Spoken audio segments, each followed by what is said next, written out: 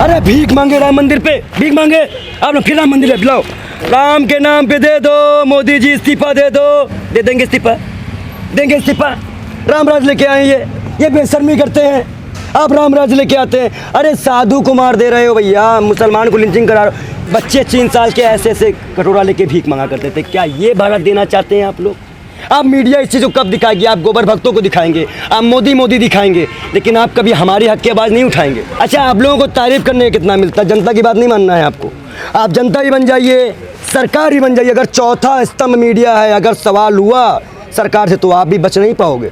तड़ीपार गृह मंत्री और बुश चौकीदार चोर प्रधानमंत्री के बारे में बता रहे थे, जिस वक्त कि हमारा कोरोना काल में हमारे बच्चे भूख से मर रहे थे, कोरोना से मर रहे थे। एक बाप कुछ तो कोरोना सरकार कह रहा था और एक प्रधानमंत्री ओ दीदी ये नोटबंदी का पैसा है जो आज ये चुनाव में प्रचारों में जय जगह बीजेपी चुनाव लड़ती है, उसका प्रचार का बजट बढ़ जाता है।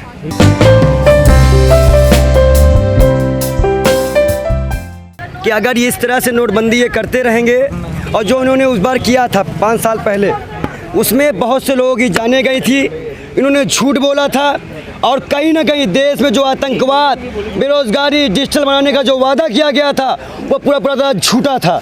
और जब जनता ने इनसे सवाल किया था तो यही प्रधानमंत्री थे जो 40 दिन 100 दिन और भी लोग इसके गवाह हैं, इन्होंने कहा बीच चौराहे पे हमको मारिएगा। आज मैं आपको बता दूं, जब जनता इनसे सवाल पूछती है तो हमें मारा जाता है, पुलिस द्वारा फेंका जाता है, हमारे नेताओं को कुचला जाता है, किसानों को कुचल दिया जाता है। ये कौन से नोटबंदी की बात करेंगे नरेंद्र मोदी? उस नोटबंदी की जिसके सहारे से इन्होंने उत्तर प्रदेश का चुनाव जीता था। नोटबंदी इसलिए कराई गई थी कि ये उत्तर प्रदेश का चुनाव जीत सके। शमशान कब्रिस्तान की बात करने के लिए सभी पार्टियों के पास से इन्होंने पैसे को एकदम ख़त्म करके जनता को बेवकूफ़ बनाकर, भूखा नंगा रखकर और उत्तर प्रदेश का चुनाव छल से जीता है। उत्तर प्रदेश चुनाव से पहली नोटबंदी क्यों की गई? पहला सवाल तो ये होना चाहिए। आतंकवाद ख़त्म हो गया, चाइना घुसता चला आ रहा है, एक शब्द देश के प्रधानमंत्री के पास नहीं निकल रहा है। गृह मंत्री की एयर स्ट्राइक हो जाती है, हमारे यहाँ के गृह मंत्री, रक्षा मंत्री बोलते कि हमारे यहाँ कोई हमला नहीं हुआ। क्या पुलवामा हमला हमारे यहाँ नहीं हुआ था? इसीलिए नोटबंदी की गई थी ना। आज 2000 के नोट मार्केट में कहाँ है? सवाल पूछे प्रधानमंत्री से कोई, कहाँ है 2000 के नोट? आज 100 के नोट, 50 के नोट, 20 के नोट चेंज करने पे आपको क्या फ़ायदा मिल गया? इसी तरह से जिस तरह से आपने 10, 5 और 50 के नोट चेंज किए, उसी तरह आप 1500 नोट चेंज कर सकते थे। इतनी इमरजेंसी क्यों थी? क्योंकि आपको अडानी अंबानी का कर्ज माफ़ करना था। आप बड़े अंबानी अडानी की सरकारें हो, क्योंकि आपने 12 लाख करोड़ रुपए जियो के माध्यम से रिलायंस को फ़ायदा पहुँचाया है, जिस कारण से आपसे जनता से कोई मतलब नहीं रहा। जनता तो ये कहती है कि देश हित में महंगाई भी सह लेंगे, तो दिक्कत आप देखिए, कुछ गोबर खाए हुए हैं। देखिए, मैं आपको बता दूं, अगर वास्तविकता देखनी हो, कोरोना काल में हमारे नेता हैदर अब्बास नीतवी के नेतृत्व में जब हम लोग खाना बांटने जाया करते थे ना, मैं टीम हैदर से हूँ, हमारा नेता हैदर है, ये है भारत।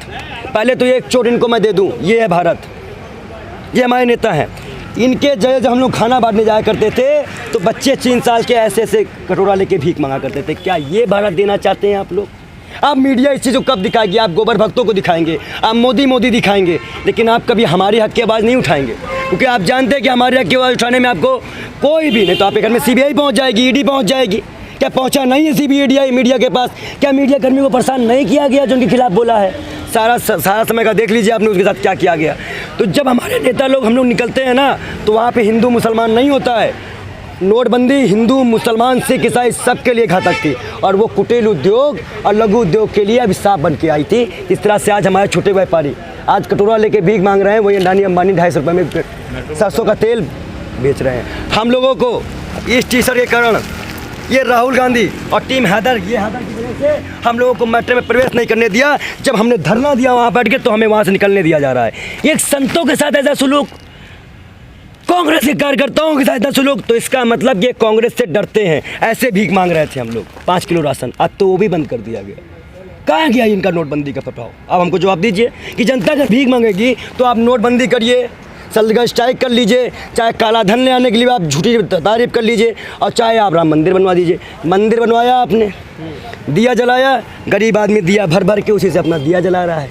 250 रुपये 300 रुपये किलो तेल, ये कलयुग में क्या वर्ल्ड रिकॉर्ड बना दिया। भुखमरी में वर्ल्ड रिकॉर्ड है, देखेंगे भुखमरी में कितना नीचे आए हैं। अच्छा, आप लोगों को तारीफ करने का कितना मिलता है? जनता की बात नहीं मानना है आपको। आप जनता ही बन जाइए, सरकार ही बन जाइए। अगर चौथा स्तंभ मीडिया है, अगर सवाल हुआ सरकार से तो आप भी बच नहीं पाओगे। सवाल आपसे भी किए जाइए कि जब उस वक्त हम बता रहे थे तो आपने हमारी बात ना सुनकर आप उस तड़ीपार गृह मंत्री और उस चौकीदार चोर प्रधानमंत्री के बारे में बता रहे थे जिस वक्त कि हमारा कोरोना काल में हमारे बच्चे भूख से मर रहे थे, कोरोना से मर रहे थे। एक बाप कुछ तो कोरोना सरकार कह रहा था और एक प्रधानमंत्री ओ दीदी ये नोटबंदी का पैसा है जो आज ये चुनाव में प्रचारों में जय जगह बीजेपी चुनाव लड़ती है उसका प्रचार का बजट बढ़ जाता है। कहाँ से पैसा आता है? देंगे जवाब Modi ji. PM care fund का जवाब दिलवाएंगे मोदी जी से। आप बुलाइए 10 अगर हैं देश के प्रधानमंत्री तो हम संतों से मुलाकात कर लें, हमें अपना इंटरव्यू दे दें, हम सवाल पूछ लें कि 5600 ब्राह्मण क्यों मारे गए उत्तर प्रदेश में। आज दाढ़ी और चोटी दोनों खतरे में है। ये नोटबंदी नहीं किए थे कि हिंदू मुसलमान करने के लिए यूपी में इनको समय मिल सके, इसलिए जनता को रिझाया गया था। नहीं बताइए, नोटबंदी 30 दिन फिर 100 दिन आवाज़ तक मुझसे निजात नहीं पा गए, जिसकी कमर तोड़ चुकी नोटबंदी में। और वही एक ऐसा शुरुआत थी जिस वक्त हमारी जनता पूरी तरह से नोटबंदी से त्रस्त हुई और धीरे धीरे करके आज वो 5 किलो राशन पे आ गई। 80 करोड़ आदमी, 90 करोड़ आदमी जिस देश में 5 किलो राशन पे निर्भर हो, उस देश को आप विश्वगुरु बनाने के चक्कर में है। पर वो उन मुद्दों पे काम करें जिन मुद्दों पे जनता खुश है। उन्हें लगता है कि अगर राम मंदिर का वो जिक्र करेंगे, अरे भीख मांगे राम मंदिर पे, भीख मांगे। आप ना फिर राम मंदिर पे बुलाओ, राम के नाम पे दे दो, मोदी जी इस्तीफा दे दो, दे देंगे इस्तीफा, देंगे इस्तीफा। रामराज लेके आए ये बेशर्मी करते हैं। आप रामराज लेके आते हैं। अरे साधु को मार दे रहे हो भैया, मुसलमान को लिंचिंग करा रहे हो। मुस्लिम काटे जाएंगे जय श्री राम चिल्लाएंगे, राम खुश होते हैं क्या? राम के रामचरितमानस में लिखा है या कहीं और लिखा है? हमने कहा ना कि हिंदू मुस्लिम सिख ईसाई इसी देश का है, तो आपको तकलीफ क्यों है? इनके सारे प्रोग्राम हिंदू मुसलमान को लेके हुए हैं। इनकी जितनी भी योजनाएं हिंदू मुसलमान को लेके बनी हो, चाहे वो उज्ज्वला योजना हो। आज सिलेंडर दिए थे, सिलेंडर देने के बाद कहें कि आप इसी में खाना बनाइए। अब आज चूल्हे में खाना बनाने पे औरतें मजबूर हैं। कहाँ गए मोदी जी? कहाँ गए वो अच्छे दिन? सब्सिडी भी छीन ली गई, राशन भी छीन लिया गया। अब एक एक गरीब आदमी अगर सड़कों में भूखा मरता नजर आएगा ना, तो ये सीख लीजिएगा कि नरेंद्र मोदी जी की तानाशाही कहाँ तक बढ़ गई है। अगर जनता का यही हाल है तो मैं यही कहूँगा कि नरेंद्र मोदी जी जितना बेशर्म प्रधानमंत्री आज तक इंडिया को नहीं मिला, उससे बड़े बेशर्म आप हैं। क्योंकि आप जवाब देने के नाम पे पुलिस भेज देते हैं। आप देख लीजिए प्रोटेस्ट में हमारे साथ क्या किया जाता है। क्या अन्ना ने कभी रोका? अन्ना का प्रोटेस्ट हमने रोका? क्या हमने रामदेव का प्रोटेस्ट रोका?